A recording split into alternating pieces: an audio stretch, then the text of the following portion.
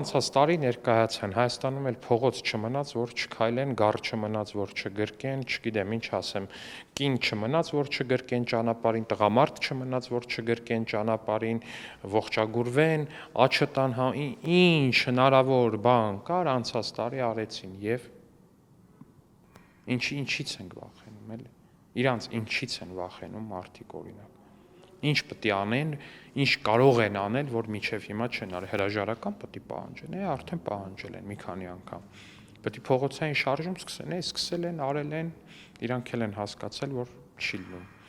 Ինչ պիտի անեն։ Մայրաթոռը պետքա սարքեն Քոչարյանի նախընտրական շտաբ, սարքել են 21 թվականին, Ինչ պետք է անեն, ինչից ենք վախենում, էլի։ Իրանց ամենամեծ բանը, որպես այդպեսին ես հասկանում եմ իհարկե, սա քաղաքական առումով ախիստ տեսանելի, թե ինչ ողբերգական է իրանց վիճակը դրանով, որ հիմա նստած երևի մտածում են, թե ինչ անենք, հետո հասկանում են, որ ինչ որ կարող էին ենթադրաբար անել, արդեն տենց այս 7 տարի շարունակ անում են։ Բայց դա իրանց չի փրկի, եթե նույնիսկ ինչ որ նոր բան մոգոնեն կամ անցած արածներից մեկը կրկնեն,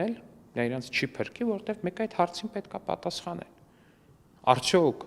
հայ առաքելական եկեղեցու կաթողիկոս Գարեգին Բ-ն խախտել է կուսակրոնության ուխտը, թե ոչ։